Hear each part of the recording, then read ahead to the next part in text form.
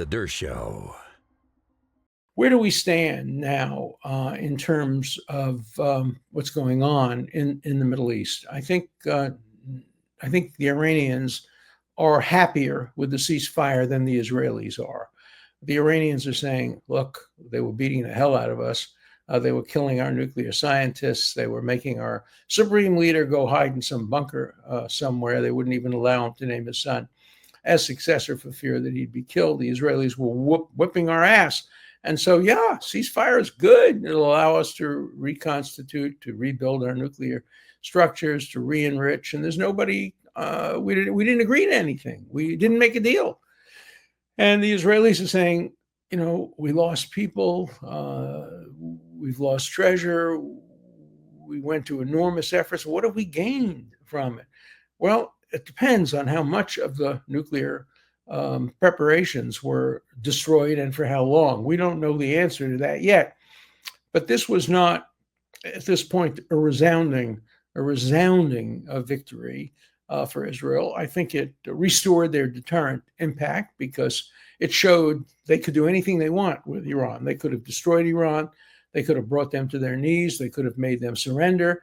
The United States had to pull them back a bit and say, all right, you know, you've done a lot of damage. We've done a lot of damage. We helped you. Now, you know, help us. And Donald Trump, you know, very likely will win the Nobel Peace Prize unless they give it to some obscure leftist from some country you've never heard of, as they've done before, or they give it to Yasser Arafat, as they did once.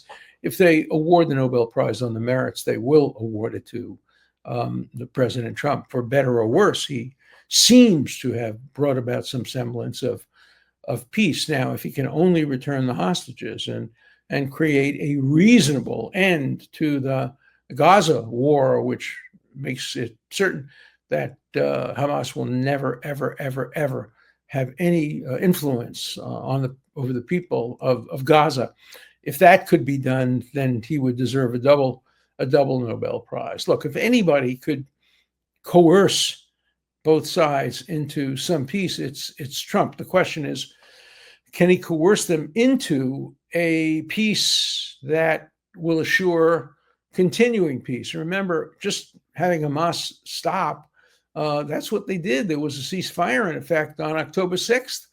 And look what happened on October 7th. We now have letters that were found with Sinwar showing that Hamas's goal was to destroy Israel, not just to kill 1,200 people and kidnap 250 of them. The goal was to destroy Israel. The goal was to get Hezbollah and the Houthis and Islamic Jihad involved and to have a massive attack on Israel and destroy the only Jewish state in the modern history of the world. That's the goal of Hamas.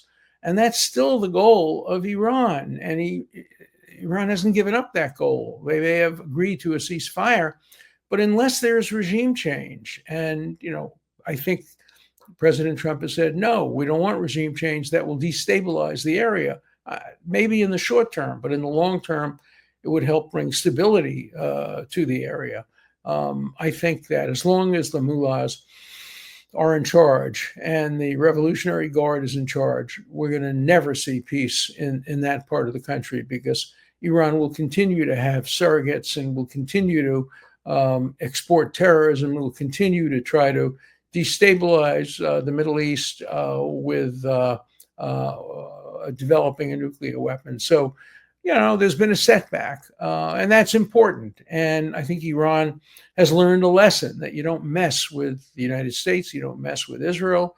And if you have a chance to come to the negotiating table, you should. Now, Iran says, well, we were willing to come to the negotiating table. Yeah, they were willing to come to the table, but they weren't willing to negotiate. They were prepared to just reassert their demand to enrich centrifuges to a point where it could be easily converted to weaponization. So is this a time for celebration? No.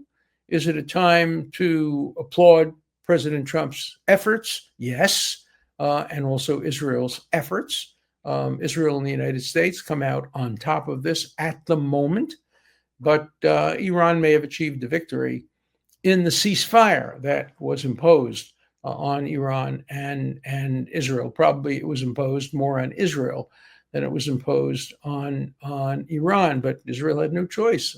The United States came to its aid. They deployed the bunker busting bombs as Israel wanted them to do, and now Israel's going to have to listen to Trump. Let's hope that Trump understands that it's in the best interest of the United States for the mullahs not to continue on their path toward a nuclear weapon. The president has said they will never develop a nuclear weapon, but how will he stop them if, in fact, they've taken their enriched uranium and hidden them under hospitals and schools and in other areas? So not a day for celebration. It's a day for celebrating the pilots, what great work they did, and for celebrating the military leaders who organized this unbelievably successful military operation. But it's not a day yet for celebrating anything like permanent or even long-term peace.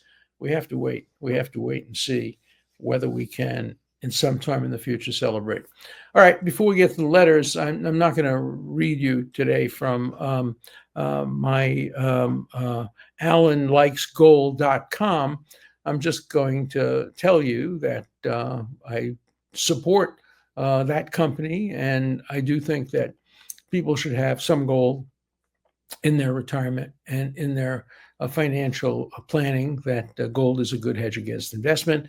And AlanLikesGold.com, Goldco, from everything I've seen, and I did my due diligence before I allowed them to become my sponsors, they seem like a very, very good company and worthy of your trust and investment.